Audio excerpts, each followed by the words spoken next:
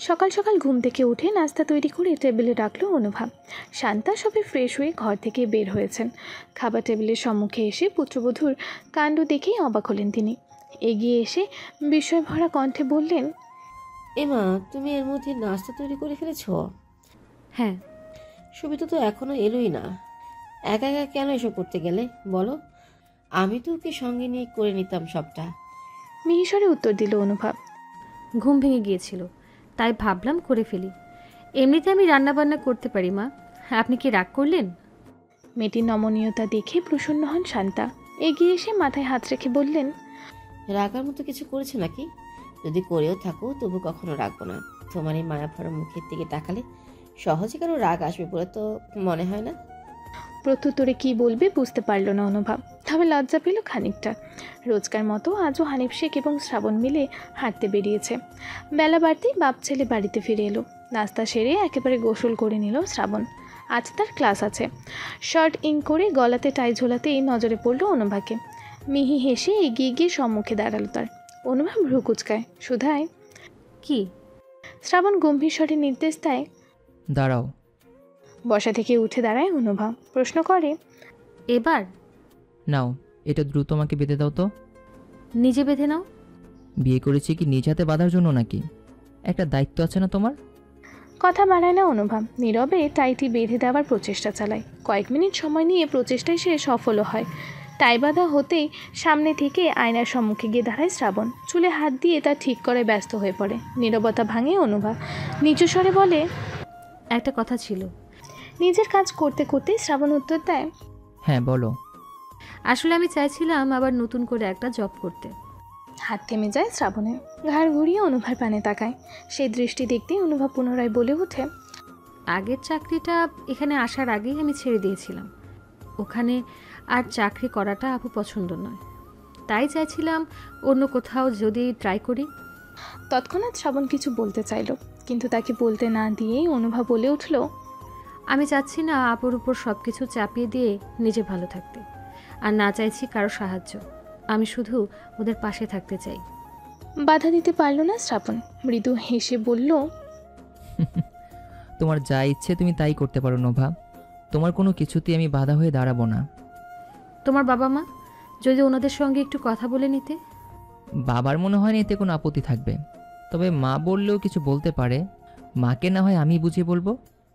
প্রসন্ন হেসে ধন্যবাদ জানালো অনুভা। প্রত্যুত্তরে মৃদু হাসল শ্রাবণ। এগিয়ে এসে স্ত্রীর ললাটে চুম্বন এঁকে বিদায় নিয়ে বের হলো বাড়ি থেকে। কাজের মেয়েটা এসে ঘরদোর পরিষ্কার করতে লেগে পড়েছে। আজ কী রান্না করবেন স্বামীর থেকে সে পরামর্শ নিয়ে রান্নাঘরে এসে উপস্থিত হলেন শান্তা। রোজকার মতো আজও বাড়িতে সুফিয়া, তাইম, মাজেদা ব্যতীত আর কেউ নেই। কলিং বেল বাজার শব্দে ভেজা হাতটা পরনের জামার মধ্যে মুছেই দরজার দিকে এগিয়ে গেল মাজেদা। দরজা খুলে দুজন পুরুষকে দেখে বেশ অবাক হলো।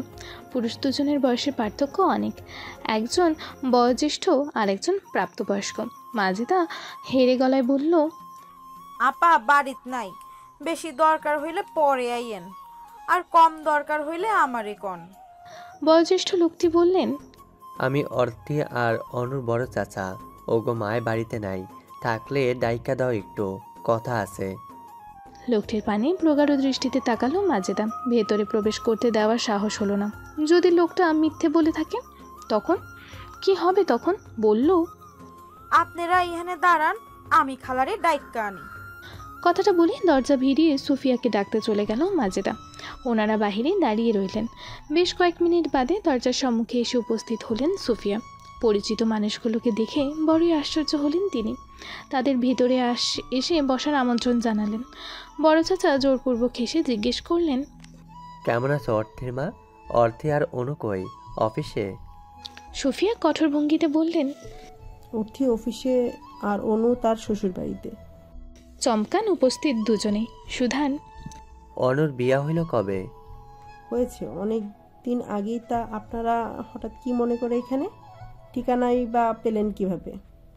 সঙ্গে আসা মেজো চাচার ছেলে আশিফ উত্তর দিল, আসলে চাচি আগে এই বাড়িতেই ভাড়া থাকতেন, ওখানেই গিয়েছিলাম, কিন্তু জানতে পারলাম আপনারা নাকি বাড়িতে বদলে ফেলেছেন। তারপরেই ওই পুরনো বউয়ের সাথে দেখা হলো, সে নাকি পাশের ফ্ল্যাটেই কাজ করে, তো ওই তো দিল এই ঠিকানাটা। তা আসার কারণ? আসিফকে ইশারায় কিছু বললেন বড় চাচা। সেই ইশারা বুঝতে পেরে কাঁধে থাকা অফিস ব্যাগটি থেকে কয়েকটি টাকার বান্ডেল বের করলো আসিফ, রাখলো সেন্টার টেবিলের ওপরে। বড় চাচা নতজানু চিত্তে বললেন, এই পাপের বোঝা লইয়া টিকতে পারতাছি না বৌমা। সম্পত্তি বুঝিয়ে দিতে চাইলাম, কিন্তু তোমার মাইয়ারা তো আর ওয়ারিশ লইতে চায় না। রাগ করছে চাচাগো উপরে। হ্যাঁ গো, রাগ করণটাই স্বাভাবিক, কিন্তু আমরা তো এই ভার লইয়া আর ভুগতে পারতাছি না। তাই তোমাকে তিনজনের পাওনা সম্পত্তির টাকা তোমাকে বুঝিয়ে দিতে আইলাম। ফিরাইয়া দিয়া আমাগো পাপ আর বাড়াইও না, এইগুলো সব তোমাগো। বিমূঢ় দৃষ্টিতে টাকার বান্ডেলগুলোর পানে তাকিয়ে রইলেন সুফিয়া। এই টাকা? হ্যাঁ, এই টাকাগুলোই তো সকল অশান্তির মূল। এই টাকার জন্য মানুষ অন্যায় করে, অপমান সহ্য করে, আত্মীয়তার সম্পর্ক ছিন্ন হয়, আরও কত কী। ওনার ভাবনার মধ্যেই বড় চাচা এবং আসিফ বিদায় নিয়ে প্রস্থান করলো সেখান থেকে। সুফিয়া কিছু বলতে পারলেন না। এত দূর হতে আসা মানুষ দুজনকে চা বিস্কুট খাবার কথা বলতে পারলেন না। ওনারা চলে যেতেই মাজেদা গিয়ে দরজা আটকে দিয়ে এলো। তখনও টাকাগুলো স্পর্শ করলেন না সুফিয়া, ঠায় বসে রইলেন নিজ স্থানে। কত কিছুই না ভাবতে লাগলেন তিনি। হঠাৎ করেই তিনি উপলব্ধি করলেন, মানুষ তার কর্মফল দুনিয়াতে হলেও কিছুটা পেয়ে যায়, যা কামরুল হাসান পেয়ে গেছেন। আর ওনাকেও মেয়েদের নিয়ে সেই কর্মফল ভোগ করতে হয়েছে শুধুমাত্র ওই অসৎ টাকা জীবনযাপন করেছিলেন বলে। তবে কি কর্মফল ভোগ করার শাস্তি শেষ হয়ে এলো? ঘুচে গেল সকল দুঃখ? বিকেলটা পুরো শেখ বাড়ি একেবারে নীরব থাকে। হানিফ শেখের চা এবং বইয়ের নেশা। বিকেলে বাড়ি থেকে বের হয়ে পছন্দের দোকানে গিয়ে চা খেয়ে তিনি যান লাইব্রেরিতে বই পড়তে। ভার্সিটির ক্লাস শেষ করে শ্রাবণ কখনো বাড়ি ফেরে, আবার কখনো বা কোনো বন্ধুর সঙ্গে ঘুরতে বের হয়। আজও তাই। শান্তা সোফায় বসে আছেন একা। কাজের মেয়েটিকে পাঠিয়েছেন অনুভাকে ডেকে নিয়ে আসতে। শাশুড়ির ডাকে মিনিট দুয়েক বাদেই ড্রয়িং রুমে এসে উপস্থিত হলো অনুভা। মিহিস্বরে শুধালো, ডাকছিলেন মা? নিজের সম্মুখে রাখা একটি মোড়া দেখিয়ে শান্তা বললেন, হ্যাঁ ডেকেছি, বস এখানে। তা একা একা ঘরে কি করছিলে? এখানে বসতে বলেছেন কেন উনি? বুঝতে পারল না অনুভা, তবু বাধ্য মেয়ের মতো বসলো সেথায়। উত্তর দিল, তেমন কিছু না। পাশে রাখা তেলের বাতিটি থেকে তেল নিয়ে তার মাথায় হাত রেখে শান্তা শাসনের ভঙ্গিতে বললেন, চুলে তেল দাও না কত বছর ধরে? হ্যাঁ, এভাবে চুলে অযত্নে করলে তো জটা বুড়ি হতে বেশি সময় লাগবে না মা। লজ্জা পেল অনুভা, ইতস্তত কণ্ঠে বলল, ব্যস্ততার কারণে সময় হয়ে ওঠেনি কখনো। তাছাড়া তেল দেওয়ার কথাও মনে পড়েনি। সে যা হয়েছে হয়েছে, বিয়ের পর এসব অনিয়ম চলবে না। সর্বপ্রথম নিজের যত্ন, তারপর বাদ বাকি কাজ, বুঝলে মেয়ে? ওপর নিচ মাথা নাড়ায় অনুভা। শান্তা বিলি কেটে কেটে তার মাথায় তেল লাগিয়ে দিচ্ছেন। কয়েক মিনিট নীরবতার পর অনুভা বলে উঠল, আপনার মধ্যে না শাশুড়ি শাশুড়ি ভাবটা নেই। হাত থেমে যায় শান্তার। ভ্রুযুগল কুচকে সুধান, কি শাশুড়ি ভাব নেই? তাহলে কি ভাব আছে শুনি? মা মা ভাব। আপনাকে নিজের মা মনে হচ্ছে। শাশুড়িরা তো এমন হয় না, এমন হয় মায়েরা।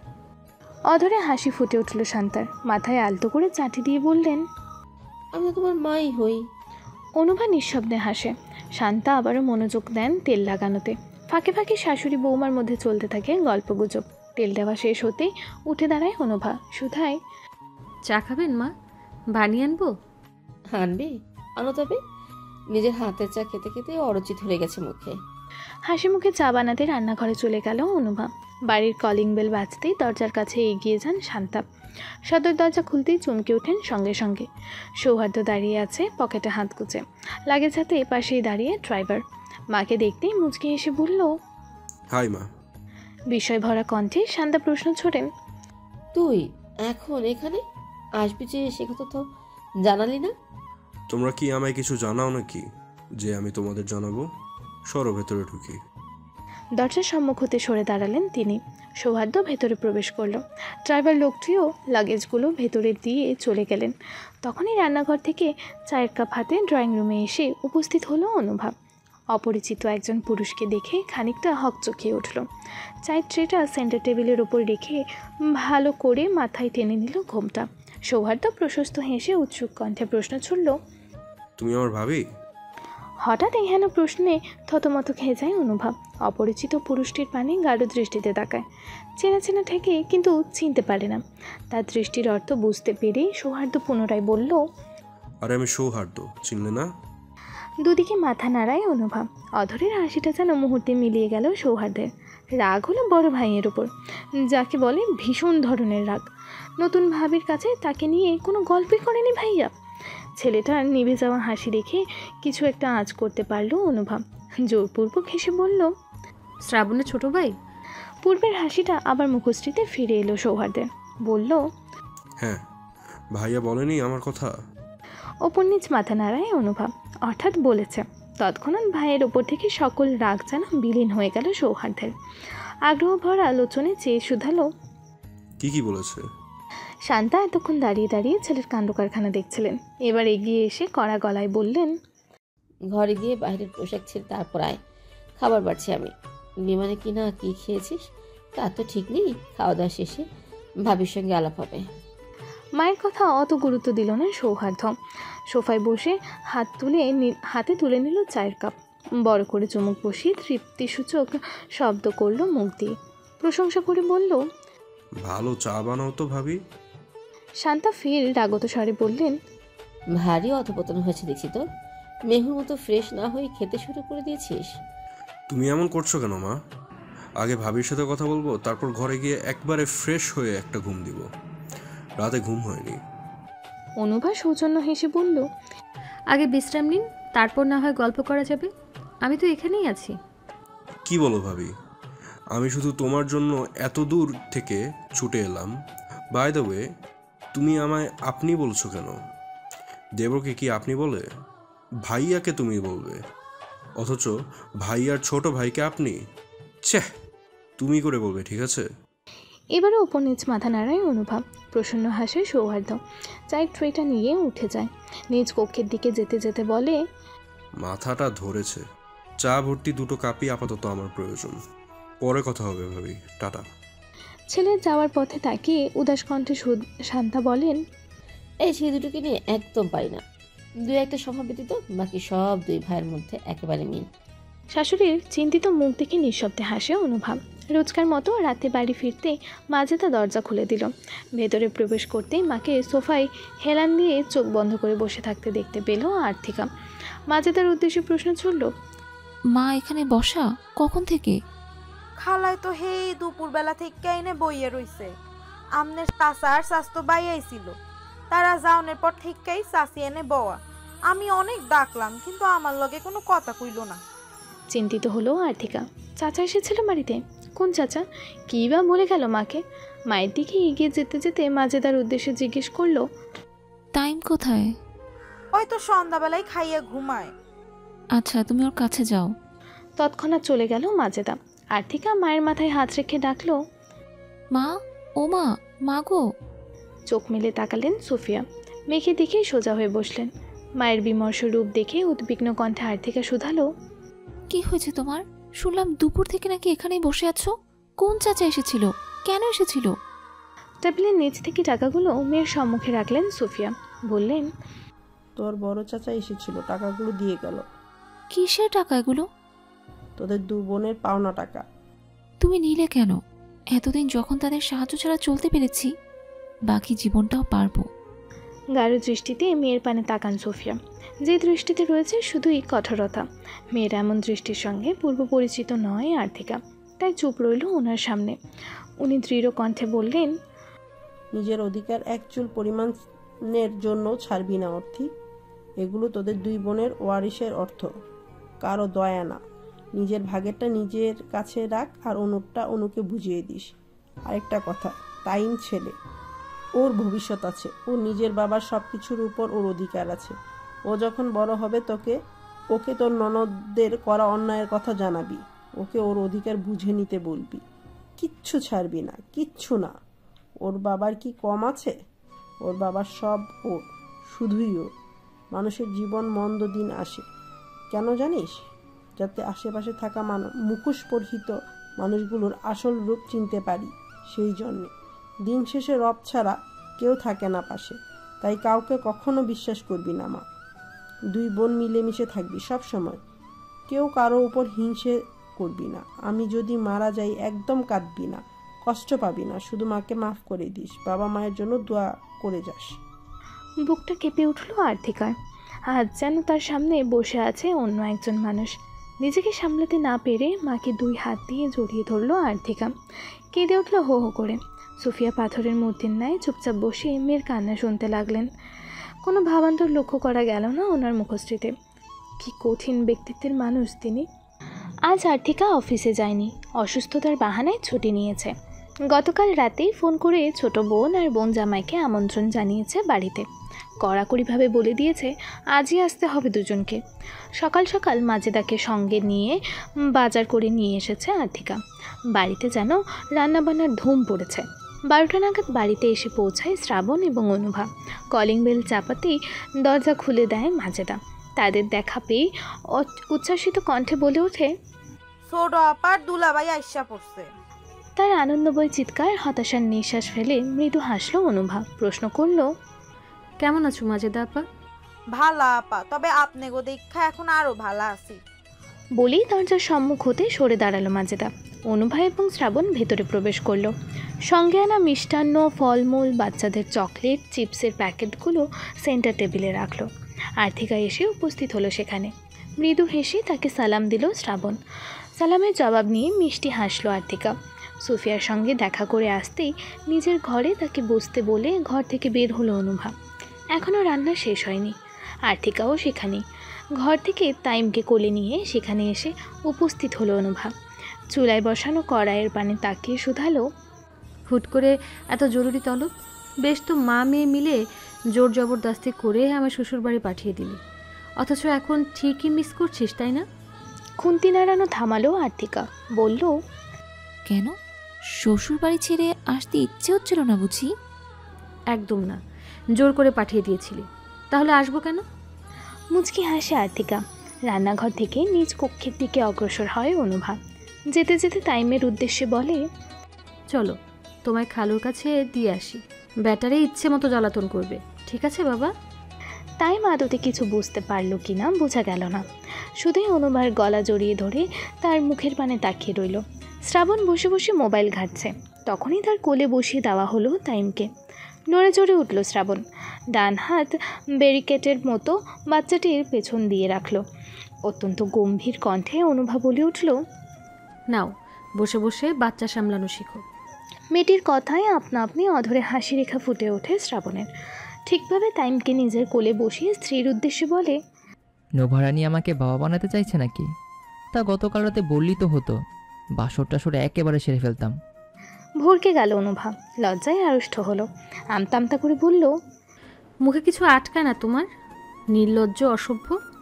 3 দিন ধরে বউয়ের সঙ্গে একই ঘরে থাকছি, অথচ কোনো অসভ্যতা আমি করলামই না, তাহলে অসভ্য হলাম কি করে?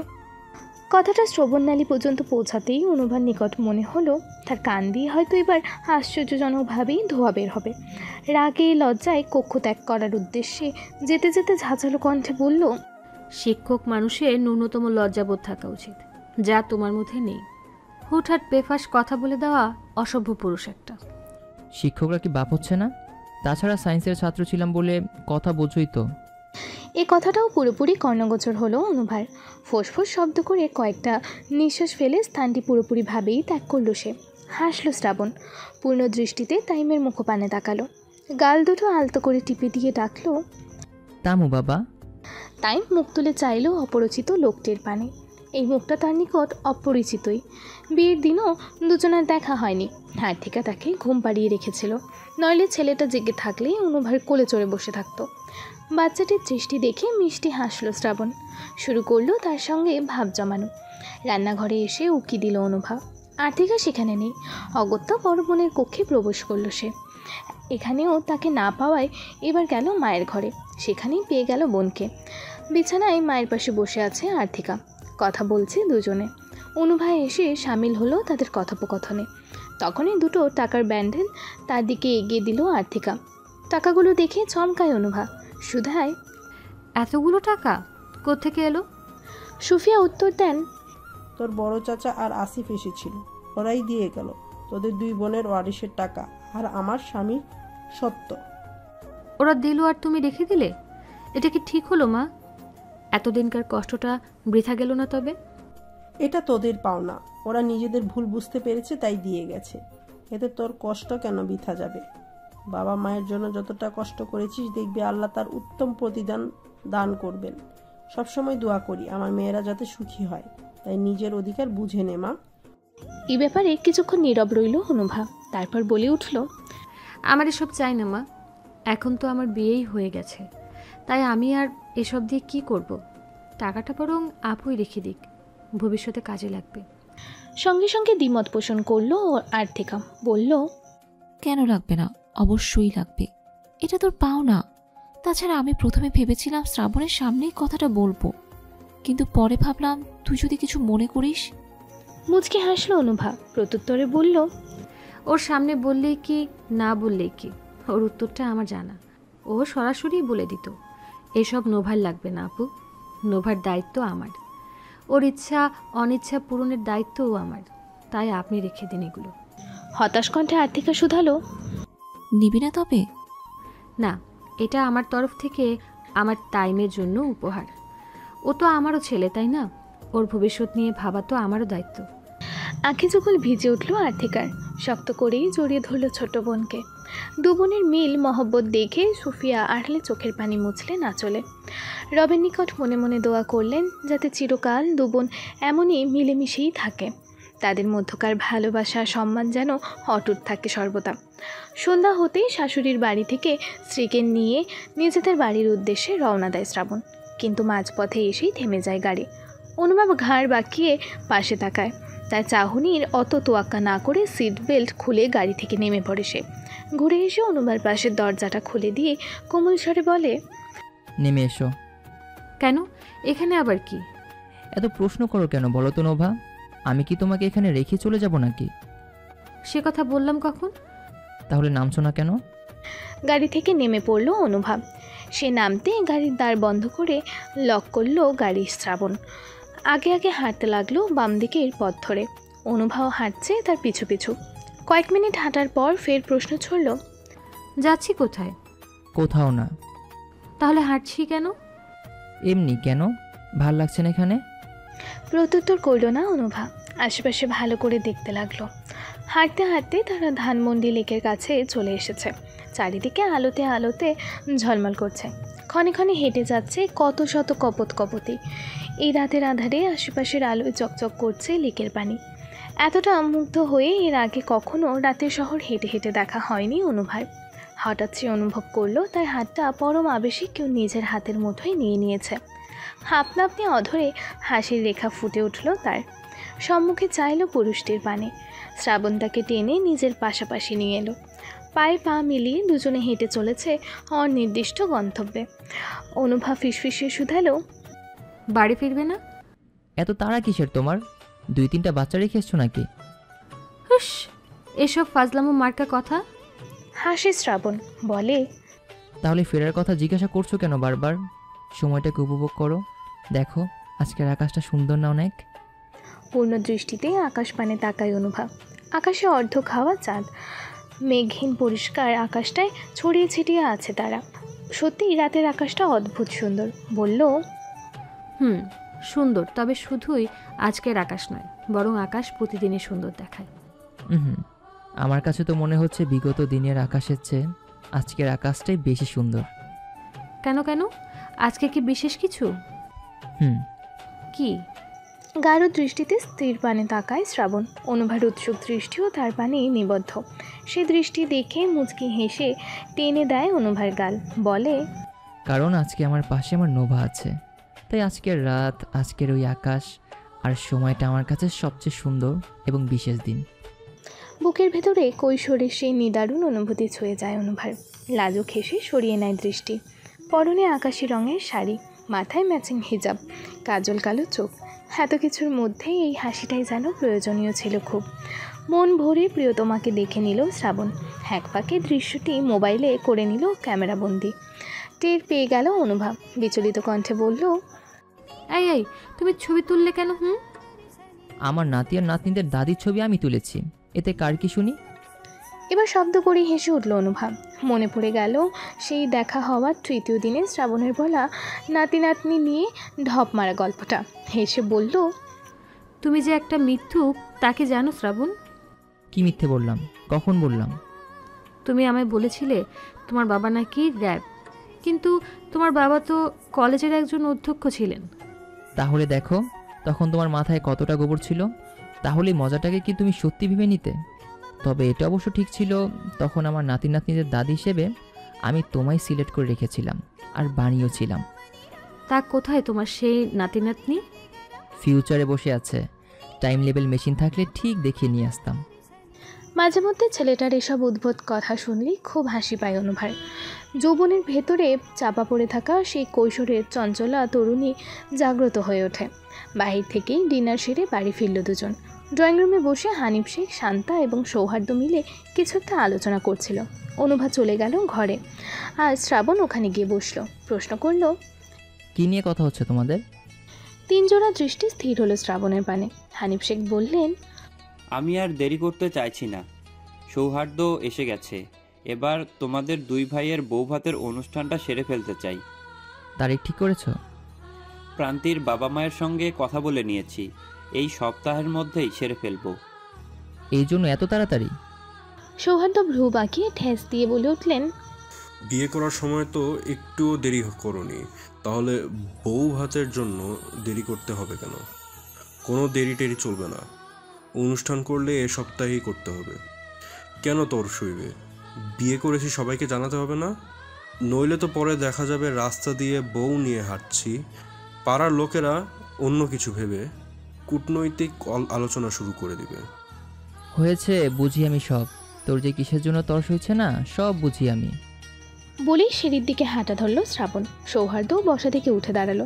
বড় ভাইয়ের পিছু পিছু যেতে যেতে জিজ্ঞেস করলো, কি বোঝো তুমি? হ্যাঁ, বউ ছাড়া একা একা ভাল লাগছে না, তাই তো দ্রুত অনুষ্ঠানের নাম করে বউকে ঘরে তুলতে চাইছিস তুই, তাই না?